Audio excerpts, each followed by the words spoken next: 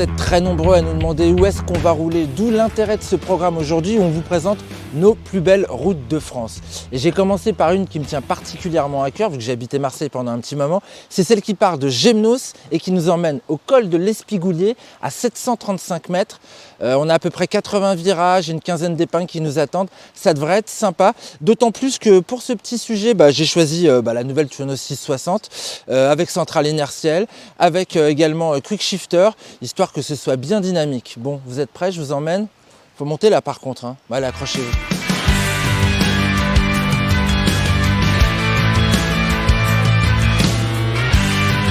Allez, c'est parti pour cette belle ascension vers l'Espigoulier.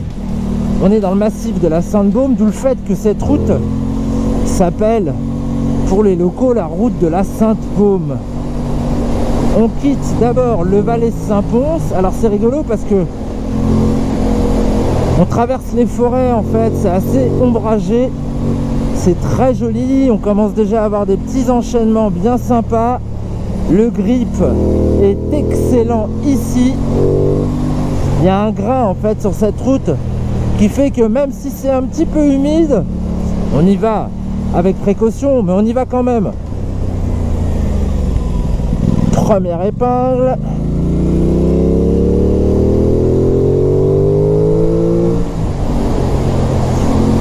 Ouais, c'est aussi pour ça que j'ai choisi la Tuono, parce qu'elle est dynamique, elle est vraiment hyper agile, et là sur cette petite route de montagne, c'est un vrai bonheur. Alors ils filment la centrale inertielle là avec leur offre de lancement. Moi je trouve qu'il ne faut pas s'en passer, parce que justement ça apporte quand même de la sérénité d'avoir les assistances actives sur l'angle. Assistance qu'on peut moduler à foison, il y a 8 niveaux de traction control. Puis après on peut tout modifier entre la réponse moteur, le frein moteur, le wheelie control, le type d'ABS.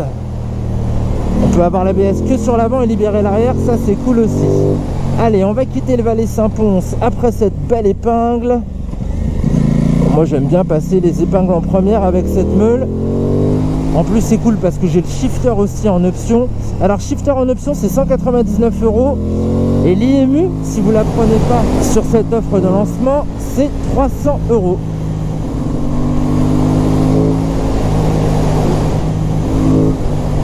Là c'est magnifique, en fait on suit la petite rivière qui s'appelle le Fauge, et là juste à droite cette grosse montagne, c'est la limite Bouches-du-Rhône, Var.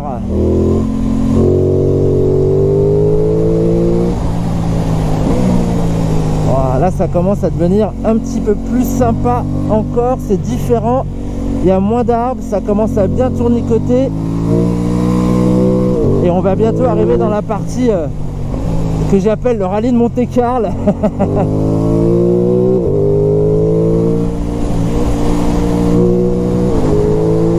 Ah, ça passe bien.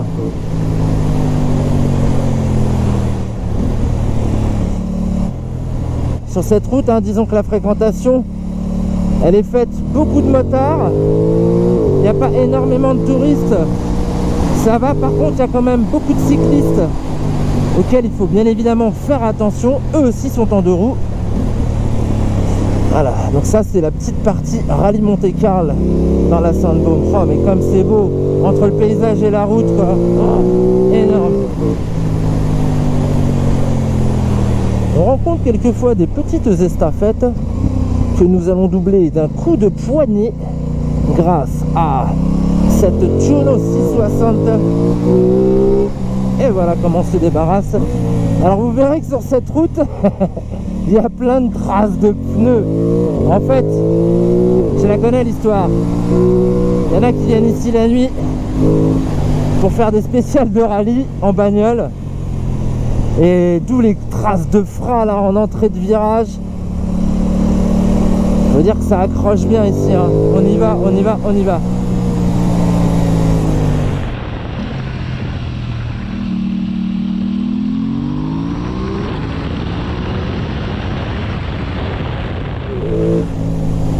Ouais, ça enchaîne bien, c'est super.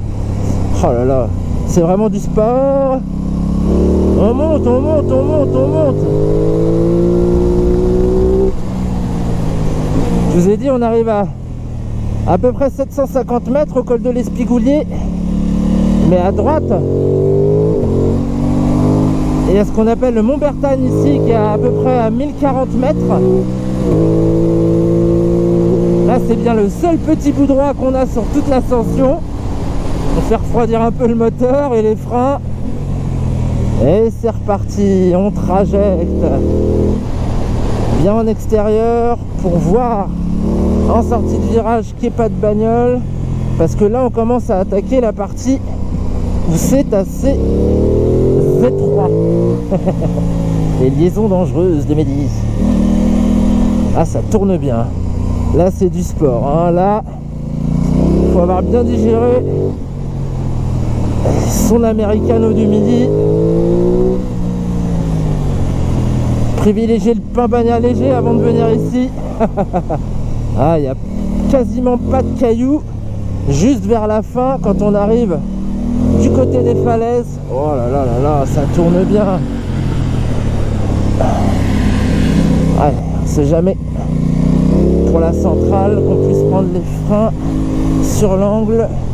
C'est toujours rassurant. Là-haut, on voit sur la Sainte-Baume l'observatoire, station météorologique,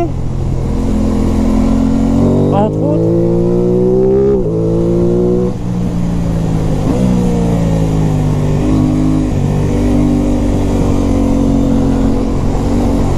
Ah, c'est carrément de la haute montagne presque. Ah, ça tient super bien.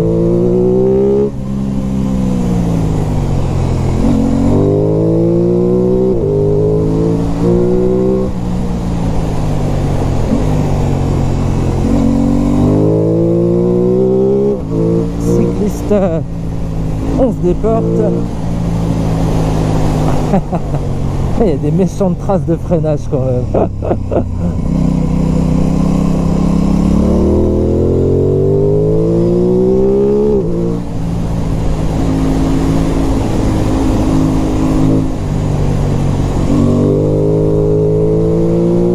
Et on arrive presque à la fin.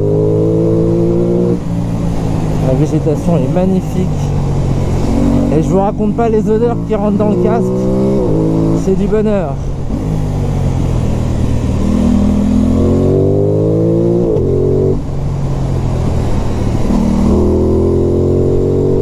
C'est ici où on peut retrouver des petits cailloux, même si c'est très bien entretenu hein, par les services publics. Chapeau les gars, la route est vraiment nickel.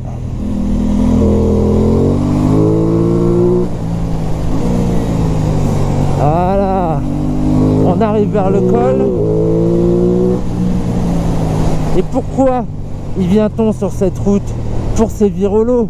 Oui, ok, mais pas que. Quand on arrive au col, il y a un panorama de dingue là aussi, avec une vue imprenable sur Marseille, sur la planète Mars. Bon, j'espère que cette ascension vous a plu. Je vous dis rendez-vous pour un prochain numéro très rapidement. A plus, ciao.